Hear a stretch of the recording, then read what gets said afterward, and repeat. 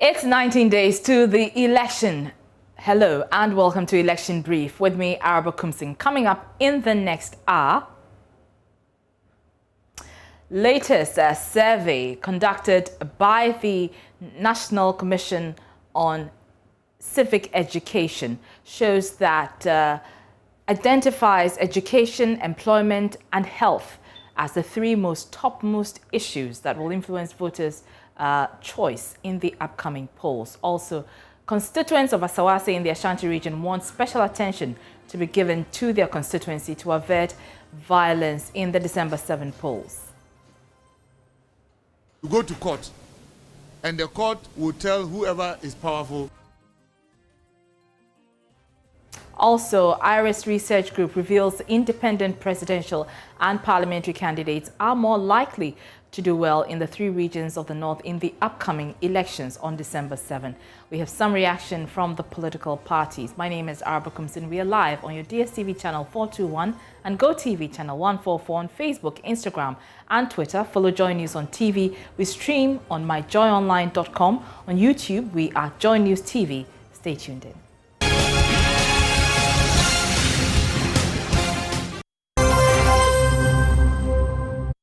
Thanks for staying with us. Now, independent presidential and parliamentary candidates are more likely to do well in the three regions of the North in the upcoming December elections. That's according to research conducted by Iris Research Group. The focus of the research was to examine the performance of the third-party presidential aspirants and independent parliamentary candidates in Ghana using historical elections data from 1996 to 2006. Well, the research also revealed that third-party presidential candidates have served as kingmakers in the two presidential elections, 1992, 2000 and 2008 presidential elections. Now, Dr. Theo Achampong is an economist and political risk analyst, also co-founder of Iris Research Group, and he joins us via Zoom. Many thanks for your time, Dr. Achampong. First of all, pleasure. Good. Run us through the methodology of this survey.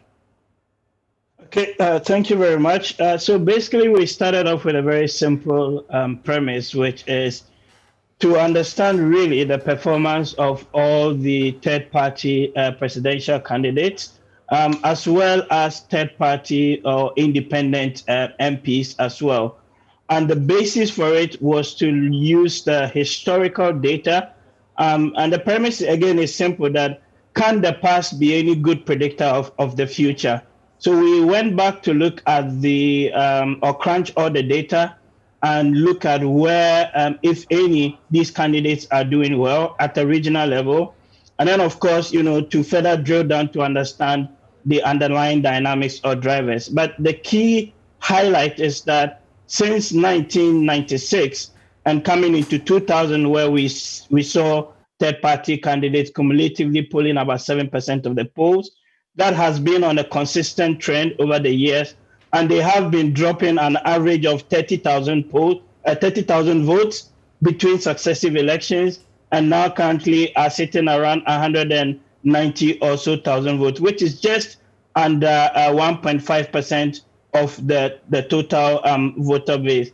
And given with that as given, it's quite then unlikely for any third-party presidential candidate to actually mount any successful challenge in terms of unseating either the NPP or the NDC. Yes, I was coming to that whether a third-party candidate can actually be a kingmaker in the upcoming elections, because clearly, I mean, the data on the ground shows that the fight is really between the NDC and the NPP.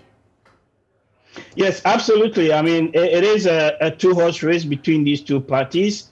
And for any third-party candidate to actually do well, you have to ask yourself, I think three questions, which we call the Iris keys. One, that do we actually have an incumbent or a challenger who is a new candidate? And if the incumbent or challenger is popular, that also adds credibility. But importantly, for the third-party candidate, you ask yourself, is there any charismatic or popular third-party candidate? And you can measure that in terms of like their campaigning. You can measure that in terms of the activities that they're doing on the ground. But the evidence actually shows that over the last 3 or 4 electoral cycles, Unfortunately, the candidates that we've had as third-party candidates at the presidential level have been relatively weak, and they have not been able to canvass enough votes to be able to either send the election into a second round, or support that for the opposition. One thing that is very clear in all of this is that for any election to go into a second round, the third parties collectively need to poll in excess of 3% of the total cumulative votes. But the data actually shows that they are now doing between 1.5 and sometimes 1.8%, which is not enough to actually really send an election into a second round. All right, Dr. Champong, you talked about the methodology, but tell us which specific regions that the survey was conducted. So this actually wasn't a survey. So this is an analysis of all of the historical election results from Ghana. So all the 16 regions, or in the past that would have been 10 regions, and then narrowing it down to what is happening at the regional level. So you begin to see, when you break it down at the regional level, interestingly, although the national picture is quite not that good for third-party candidates, they actually poll much, much better in the three northern regions. Collectively, some of them are polling between 5 and 8% of the total national vote. Whereas when you look at the southern regions, so central, western, Accra, etc., they're doing between 0 and 2% of the total vote. But it actually raises an interesting question, which is that if you expect the southern regions to be relatively, if you argue, a bit more cosmopolitan and therefore more educated, then ex ante you would actually have expected that the third parties would have actually pulled more from the southern regions versus the north. But the data actually shows that it is the other way around.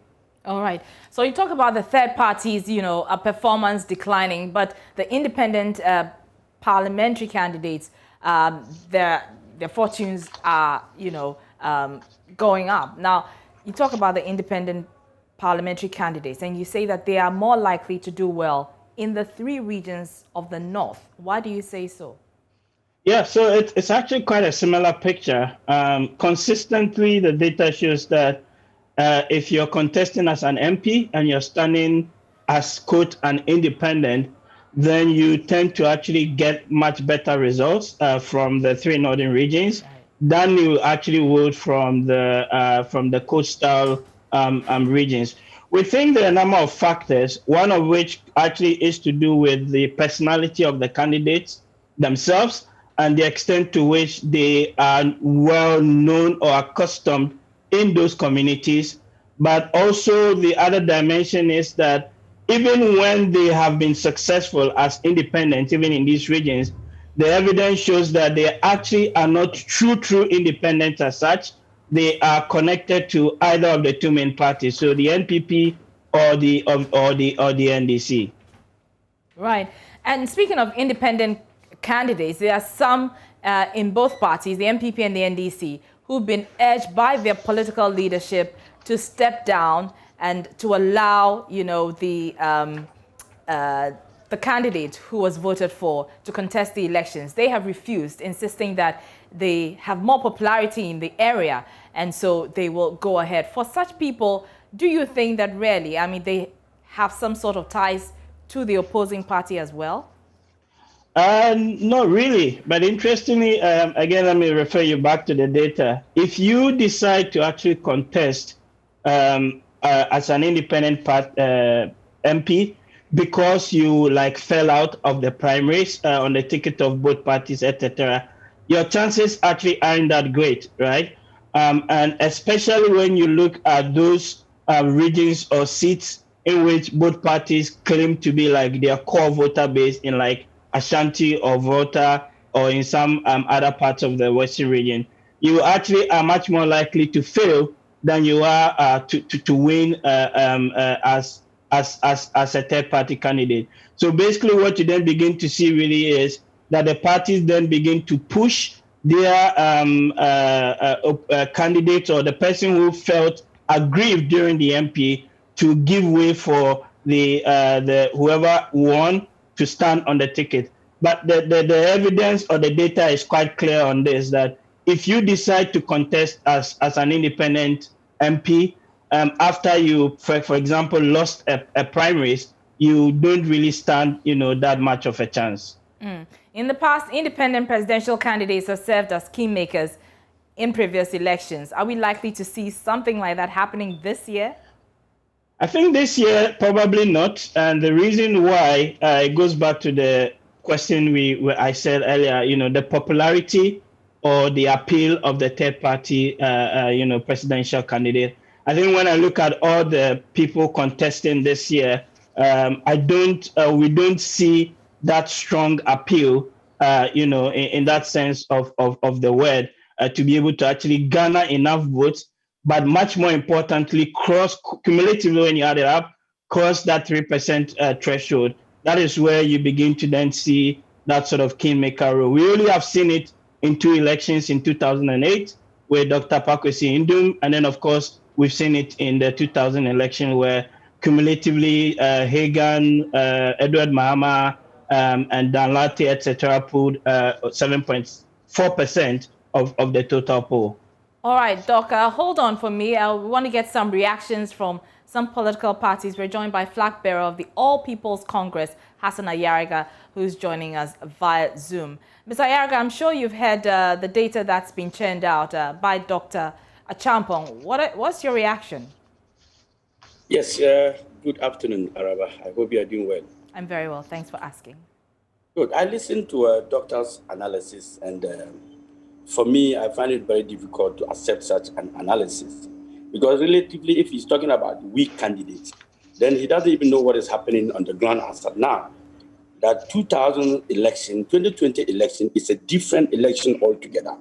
And he needs to understand that platforms by NDC and MPP and their candidate does not really speak about their candidate. It speaks about the platforms they've gathered over the years. So anybody put on those platforms will have the opportunity of probably winning an election or probably being on the second round.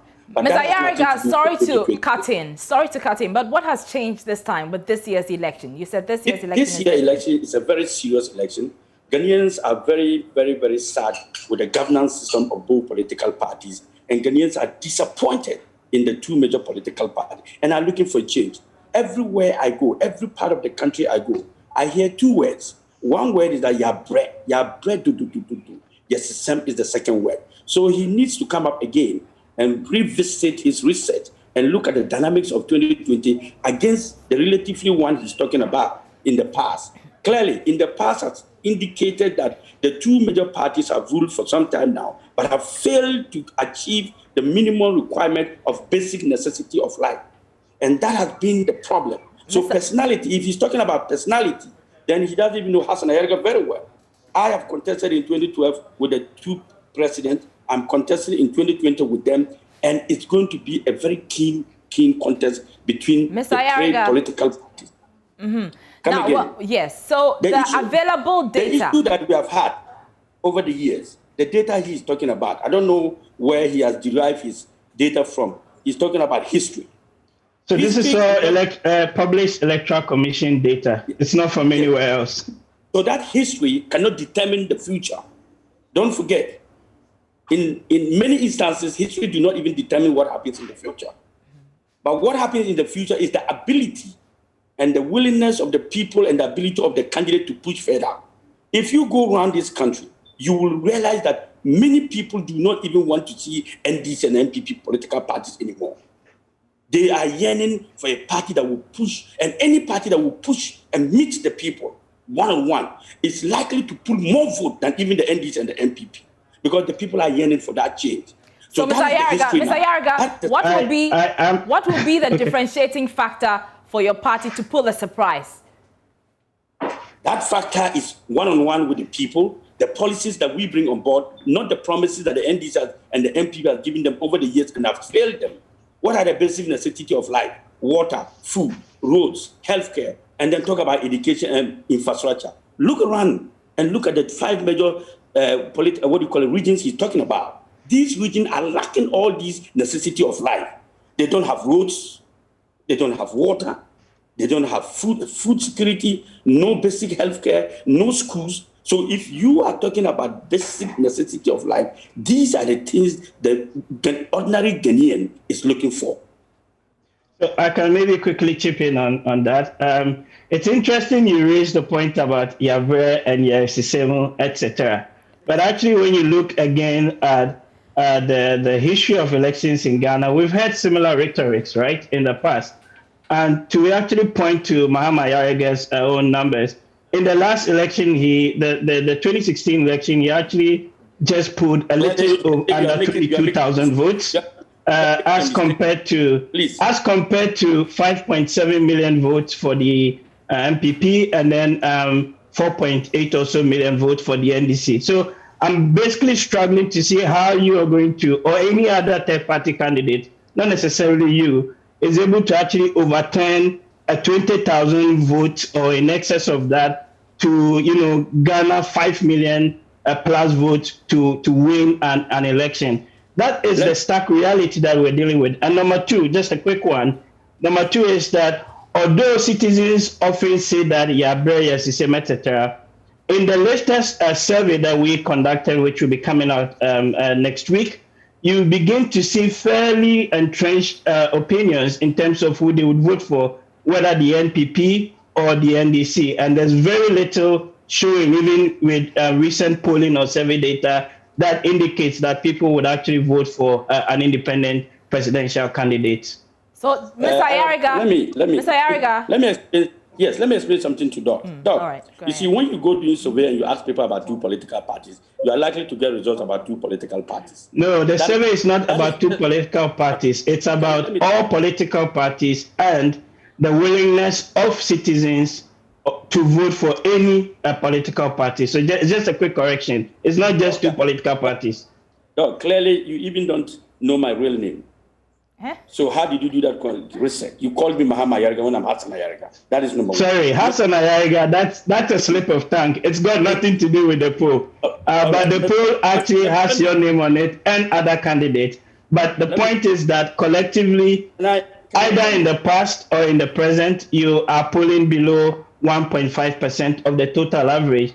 And I struggle to see how you'll be able to overturn that from 30,000 polls to winning 6 million plus votes.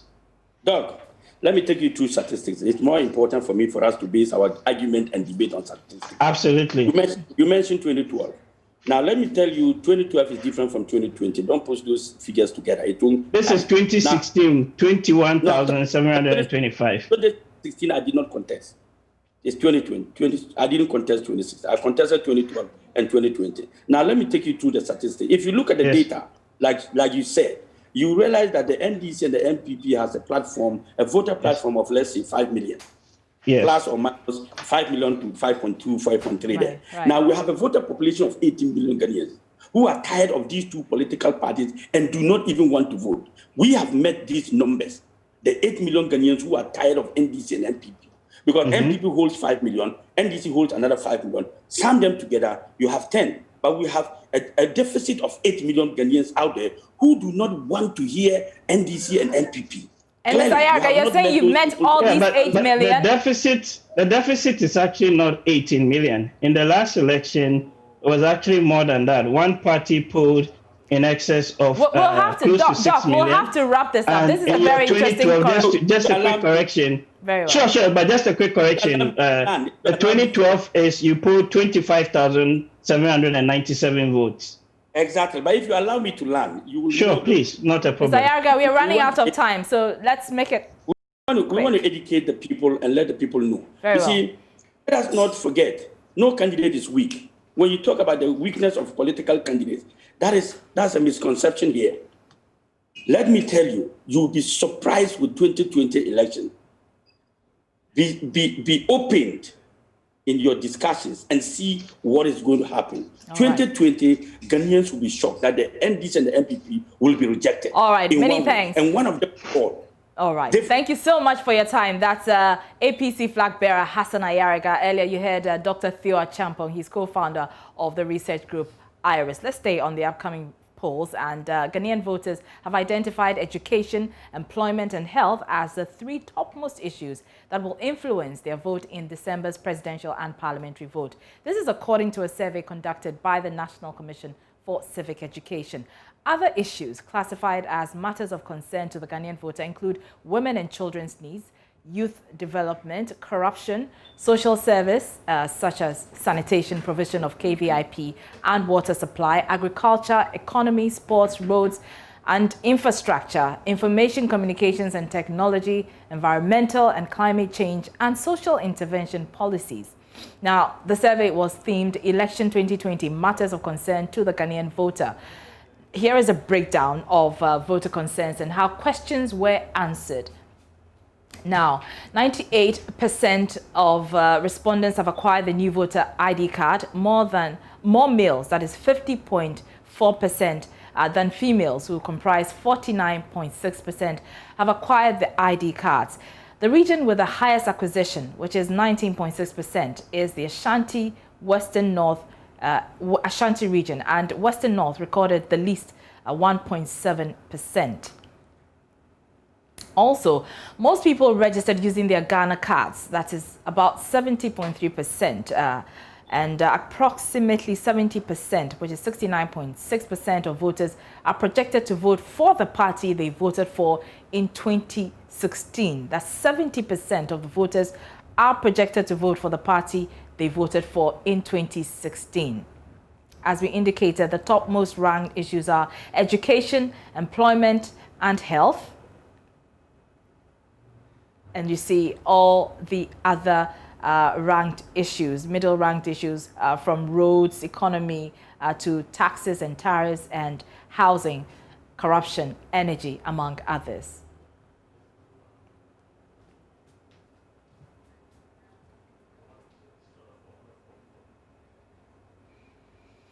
All right, joining us via phone for a conversation on this survey is Dr. Henrietta Asante Sarpong. She's Director of Research and Gender Equality at the NCCE. Thanks again for your time. First of all, tell us, what was the sample size of this survey? Hello, good afternoon. Good afternoon to you, ma'am. The line is honestly very faint. Are you able to hear me now?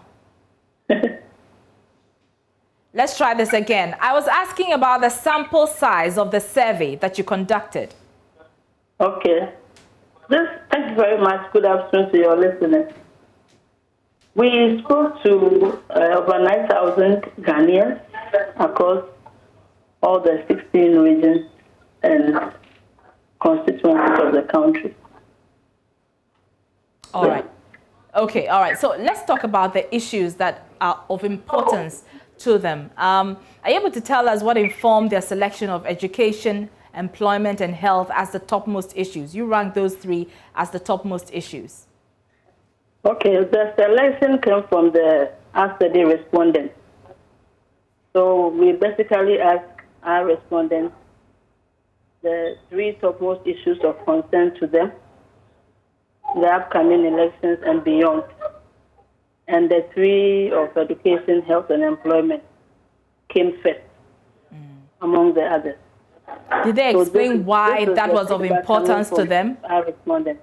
Right. Did they explain why this was of importance to them beyond other issues? Yes, certainly.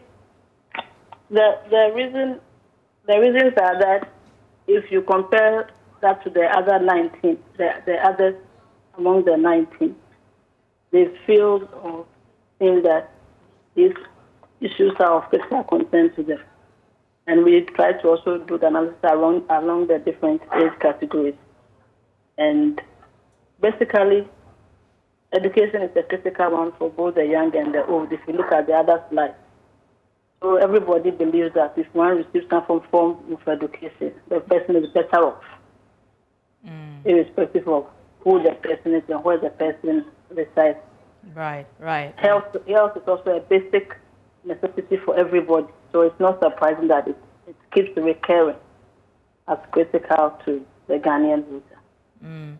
And how about security? Did that not come up, especially because in recent times we're hearing a lot of reports about security issues and armed robbery and the like? Did that not come up at all? Security came up.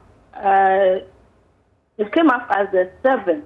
Okay. Let me check to be very sure. Yes, it is number 7 actually. We're showing Number it on our 7 on screens the now. list. Yes.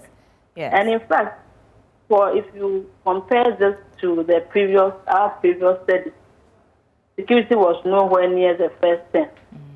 So Right. it tells you that even though it is still relatively down and not among the first week, Okay. for this particular period, Very well. I think it is an issue that is emerged and we need to be concerned about it.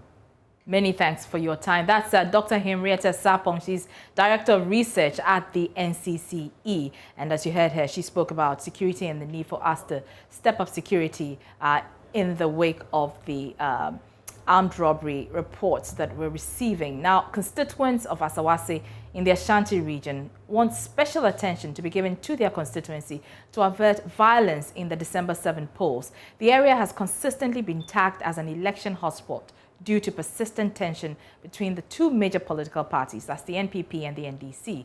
As part of JoyNews' series on security in constituencies ahead of election 2020, Love FM's Nana Aljima spent the day in Asawase and has come through with this report. The Asawase constituency is listed among hotspots in the upcoming election, with 53 areas under police radar. The quest of the New Patriotic Party to grab the parliamentary seats from the National Democratic Congress is said to be the cause of the high tension in the area. Several incidents have threatened security in Asawase constituency. In July, a national security operative brandished a gun at a registration center in an attempt to restrict some people from registering in the constituency. Pockets of political violence characterized internal activities of both political parties, mainly from internal race to become parliamentary candidates. Latest among incidents leading to heightened tension is the arrest of some NDC persons police suspect to be armed robbers terrorizing the region. Incumbent Member of Parliament for Asawase, Muntaka Mubarak, claims the police are unfair to the NDC. Matters becomes difficult. You go to court, and the court will tell whoever is powerful, this is not the laws of our country. So they create balance. I just want to remind the police and the court, we believe that they will do just, but emanating from what I saw yesterday in the court, I have serious concerns that if the police and the court fail our society, they should know they are contributing to injustice anywhere in the world. Many in the constituency are concerned about security situation ahead of the upcoming elections. Some point to the existence of party vigilantes despite their disbandment. We are not seeing the usual macho style and this kind of activities now, but who knows what is going to happen. So the security agencies should also liaise with the political parties in a sense that the law should be applied. The political parties should be able to apply the law and make sure that the vigilantes are totally eradicated. Yeah, I think the matter of insecurity and then vigilantes is almost everywhere across the country, in every constituency, in every region. I will also urge stakeholders, especially the political parties, the CSOs, the clerics and the what have you, to come together to enforce fully the disbandment laws of the vigilante groups and activities. I think having them fully disbanded would be the best solution to causing these problems. They are not coming out with labels for you to say that what we talk about, what we said that is no more, now is happening. It's happening. Do you understand? You may walk through these communities and you realize that our words, our communication between some of these youth will tell you that some of these activities is still happening. Others observed the police after killing of 7 Asawase constituents in Manson Kwanta have refused to patrol the area. This, according to them, has resulted in the open use of drugs by the youth in the area, creating a sense of insecurity, especially as elections beckon. Those voters who were supporting the NDC party were this side, and then those who were supporting the MPP party also were this side. If you go to this place, there is a public toilet over there. When you go there, so far at least around 4:30 to 10 o'clock, Charlie, it's something else. In front of the street, Charlie, it's very terrible. The same as if you go to the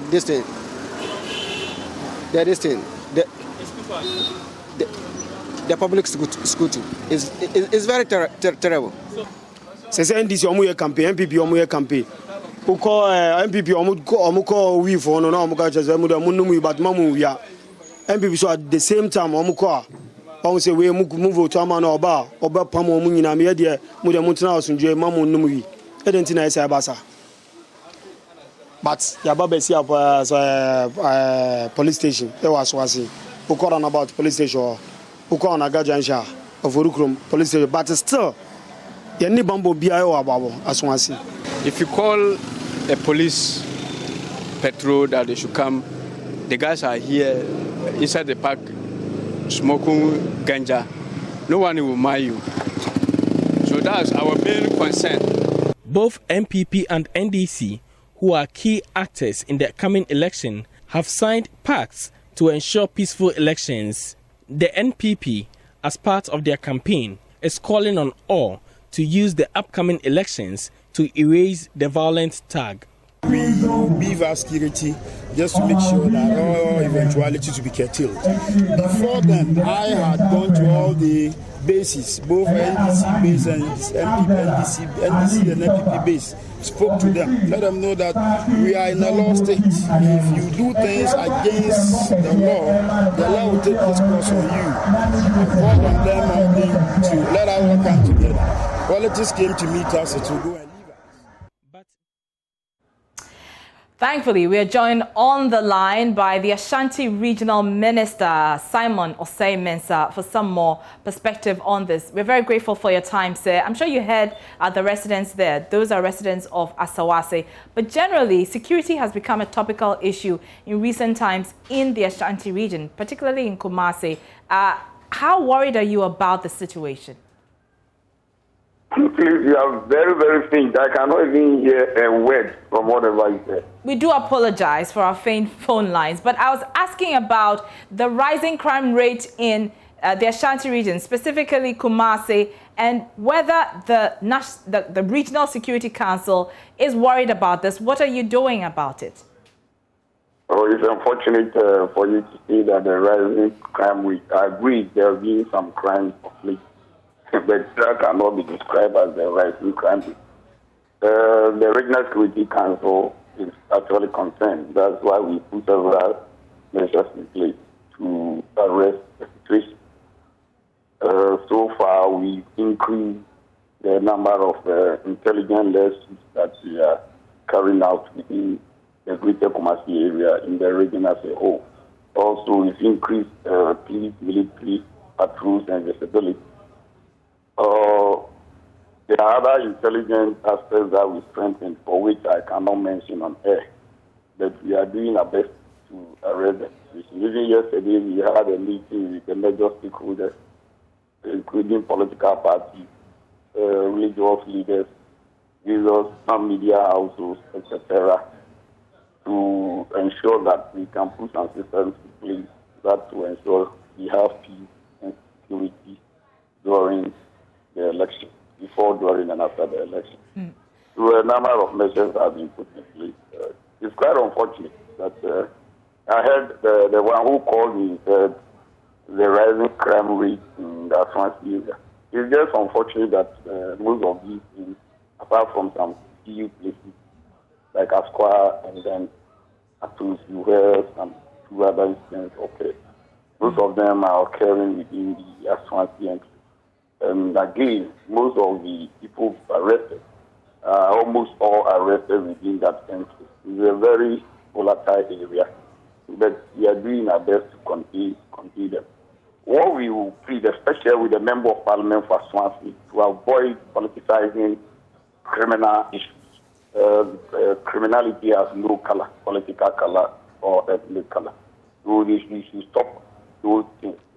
Some people went invaded the police station when some of them were arrested, some were on the run, and the police arrested some of them. He came out and said, we are just going after NDC people. Has crime got any political color? There's one person he said he was going to bring.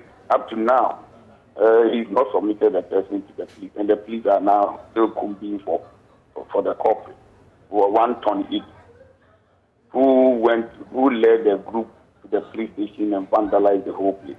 So he should stop that thing. Otherwise, we will put the status, everything aside, and then deal with him appropriately. All right. Speaking of Asawase, we know that it has been identified as one of the major hotspots. What's the plan to avert electoral violence? You know, we're just about 19 days to the elections. Is there a plan to ensure that peace? Yes, we've increased. That is what I said. We've increased security patrols. That combined team of the police and the military in the area. Even the military, when they did true or false exercise in the area, they've been recently route marched by the security agencies, which included Ashanti and its environs. So we are doing everything possible to make sure that the security in the place and the region in general is intact. The unfortunate thing is that almost all the people that cause offenses or criminal, indulge in criminal activities, most of them, that's the place you go to arrest them. Those people who kidnapped an Indian, they were arrested there. Those people who kidnapped the Canadian ladies, they were arrested there. These people who killed the MP in the central region, that is where we arrested them.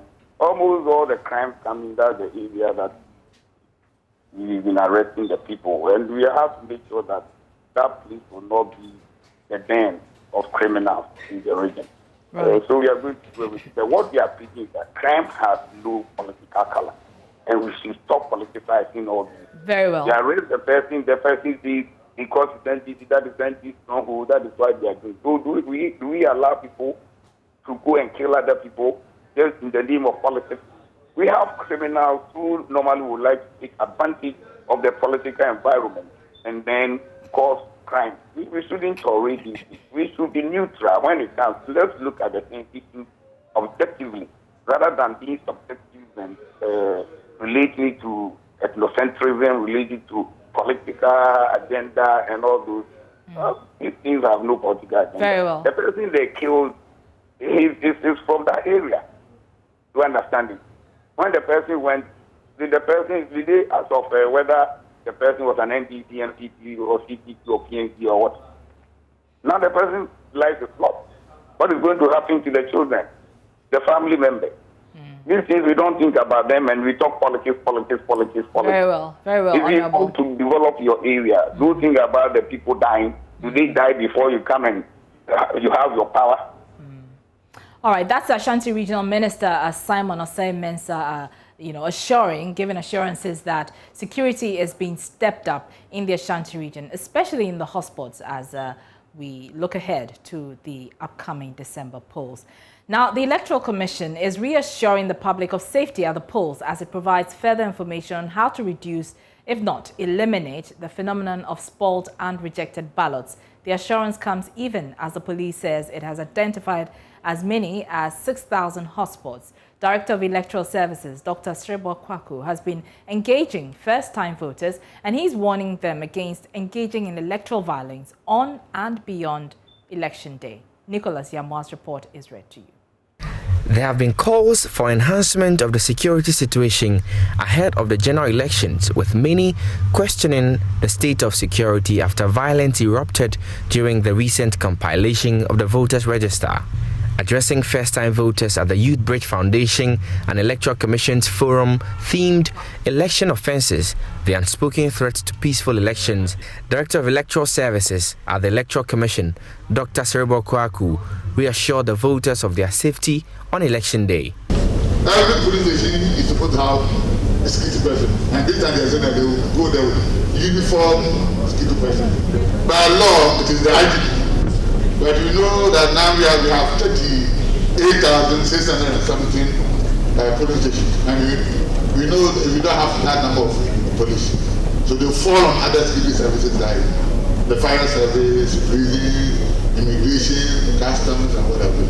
But they say that all of them will be uniform and will pay their own tax. So that money will be engaged. And the people tell you we have been engaging them a lot in education and the rest.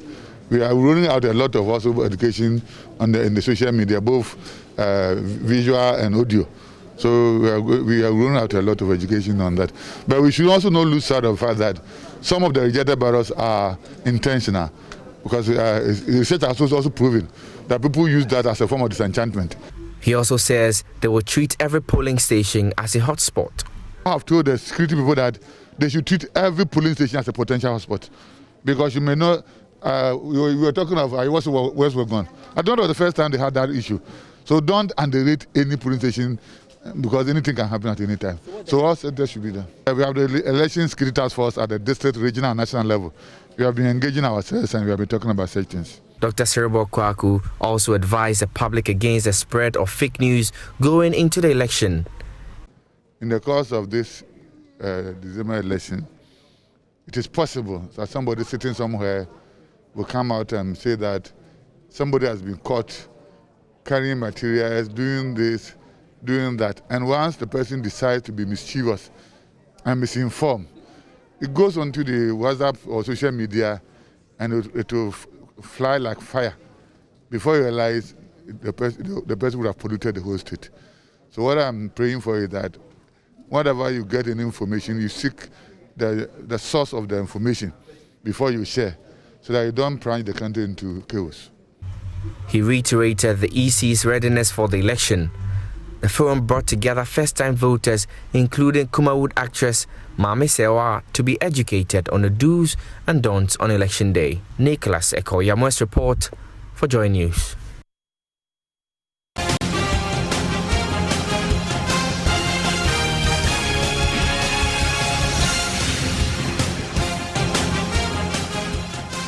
You're still watching Election Brief with me, Araba Kumsa. Now, senior lecturer at the University of Ghana School of Law, Dr. Abdul Basit Aziz Bamba, says Ghana's constitution provides for a fine of not exceeding 500 penalty units or a term of imprisonment not exceeding 2 years in the event of false publications during elections.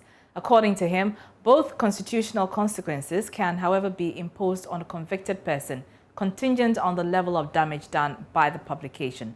Speaking to JoyNews' Samson Ladi Ayenini on the law on Sunday, Dr. Bamba noted that the fine translates into a monetary amount of 6,000 Ghana cedis.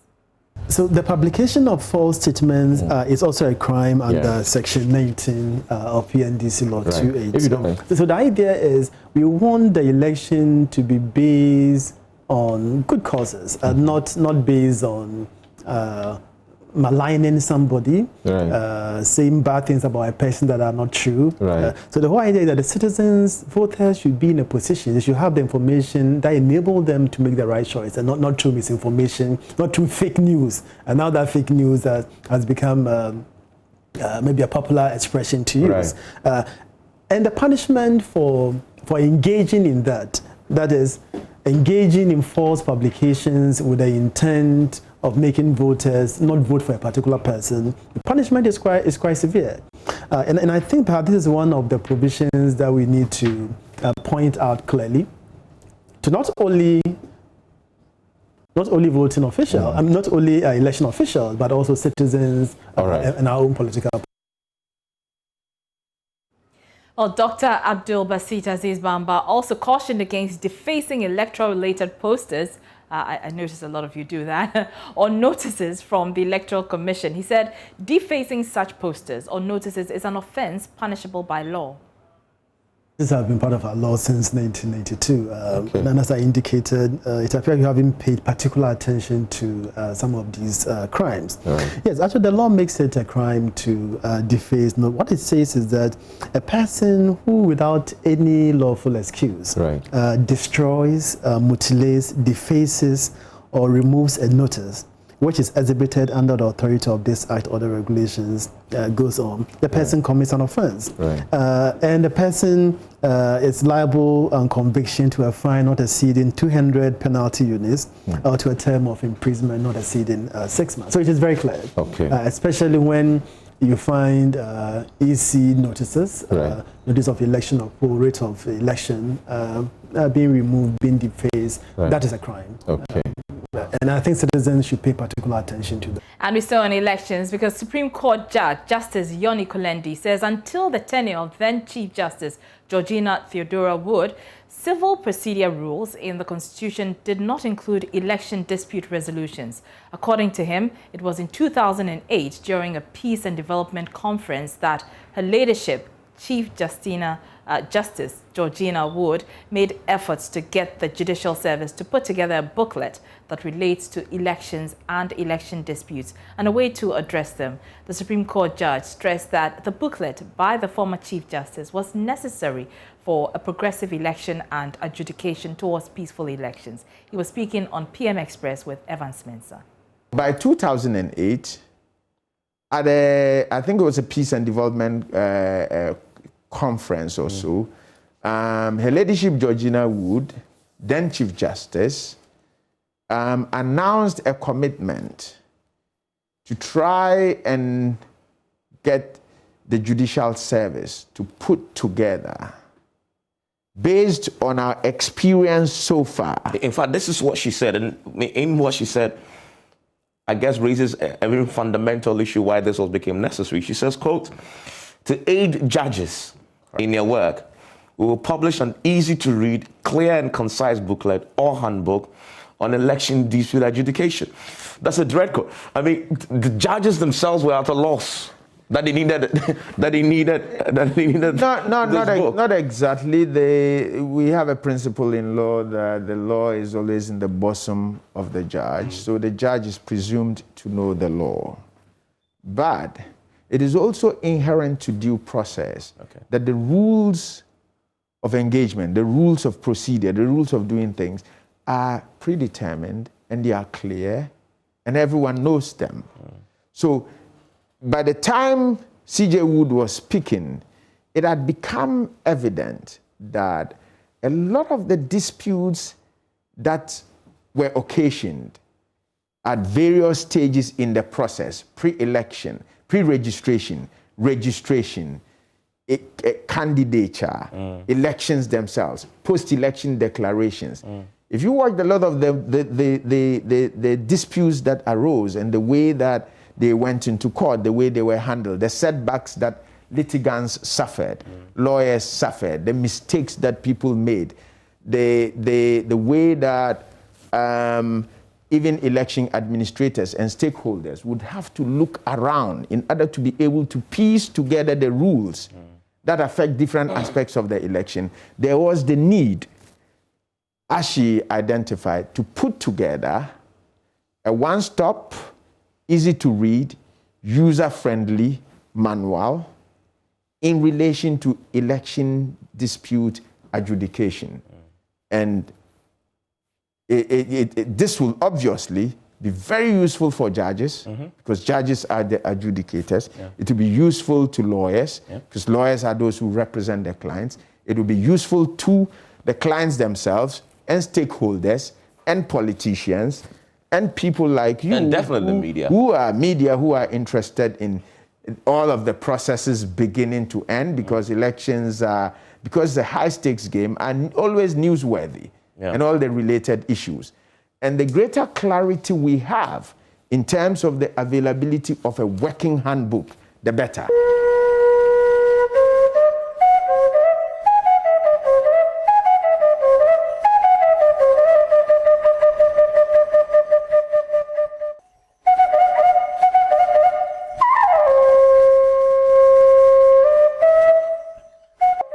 Now let's turn our attention on one of the country's greatest politicians. I'm talking about Jerry John Rawlings, and the maternal family of the late president has appealed to government to build a museum at his home, Tajewu, to house his remains. According to them, his remains should be preserved in the museum, which would serve, among others, as a tourist destination.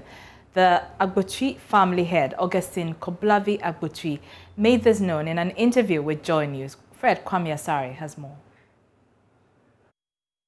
The late President Jerry John Rawlings was among the third descendants of Togbi John Koku Agbotui Nyaho from the Bate clan of Wugan-Zomali, Jelukope in Keta. He was born to the late Victoria Agbotui and James Ramsey John, a Scottish, in 1947. According to the Agbotui family, the late Rawlings spent some of his early days in Jelukope and never cut off ties with his family here. This picture you are seeing here, this is the Rawlings' grandfather, the mother's father. The mother's father. His name is Emmanuel Gufi Agbotui, former court registrar. Okay. This is one of the grandmother, a brother, a sister to the grandfather called Helepe Agbotui. This Rawlings' mother, Madam Victoria Agbotui, is the daughter of Emmanuel Gufi Agbotui. Okay. You come here. Godwin Kosibe Agbotui is also a grandfather of Jerry John Rawlings. This is Agnes Doche Agbotui, also a grandfather of Jerry John Rawlings.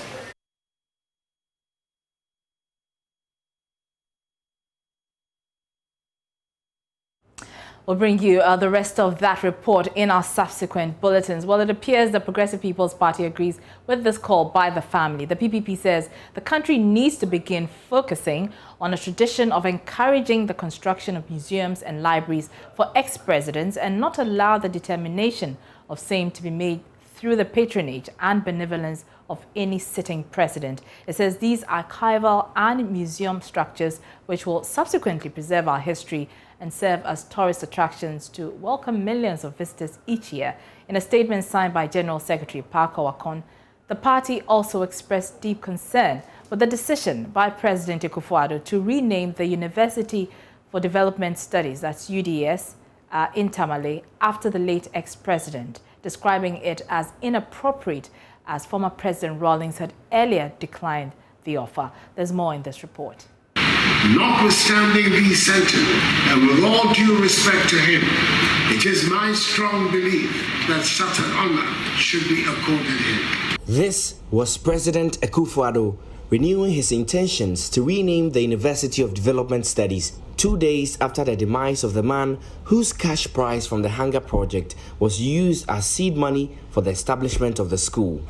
Jerry John Rawlings. This will be the second time the idea is being hatched after it was initially rejected by Rawlings in 2019 on grounds of personal principles, an experience familiar to John Mahama from his first term as president. He declined for the FPSO to be named after him. He says you can name it after any of our chiefs, our great chiefs, and he said that I prefer to be remembered in the hearts of men than by monuments and statues. As the debate rages on about how appropriate or otherwise it is to posthumously confer on him an honor he rejected while alive, the Progressive People's Party believes Parliament must pass a Presidential Records Act to institutionalize the efforts of the state towards honoring past presidents. Parker Wakon is the party's General Secretary.